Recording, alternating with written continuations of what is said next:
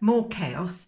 I've got a lovely large artwork to put there, and it's it's been all right. I actually had two tacks in prior, and it's been up there for there's two little tacks. But I, if you put the tacks in at an angle, the force of everything, it's obviously an engineering thing.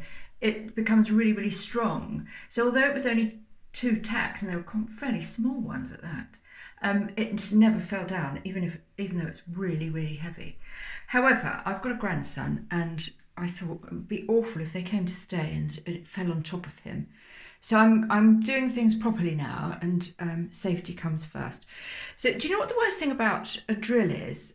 Finding where you've put it, because it doesn't fit into my toolbox nicely. Finding where I've put it, and then finding the bloody extension lead, which I've just had to fart ass about, because I've got a lot of, I've got a recording studio, and everything's attached to an extension lead. The piano, electric piano, the microphones, just everything. So yeah, it took me ages to find. So another tip I'm going to suggest that all of us do is have a spare at all times, and know where you put it, and put it next to the drill. What could be easier? Let's see if I stick to that. So I love drilling. I love it so much. I've got some special plaster, because this is plasterboard. So I've got some special raw plugs, but do you know what? They're so big and fat and cumbersome. It's often just easier to use a sort of a normal screw, if there is such a thing as a normal screw. And as the actress said to the bishop, I couldn't help that, it just came out. I do apologise.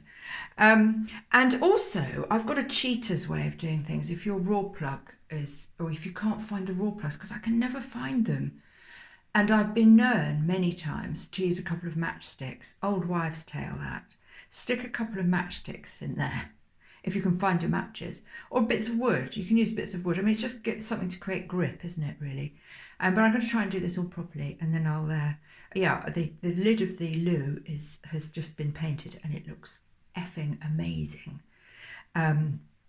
If you're following all these shows, what I'm going to do with the shows, guys, is I'm not going to give them titles or anything. I'm just, they go up onto YouTube and then back down to my site with a date, and that's what I'm going to do, because I make so many of these videos, and the idea is that the artist's life is in film.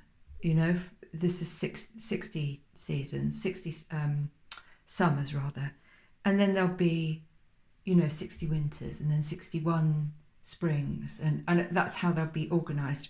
And it'll be everything really about my creative endeavours. And I thought, I spend so long, describing stuff, so why bother? So I'm literally not going to do it, I'm just going to upload. So if you go to the previous day, you'll see how things started and how they developed. It's going to get a bit more interesting, I think, when I start doing stuff and going places and, making wonderful art. But this is art. This is my art. The artist's loo, definitely arty.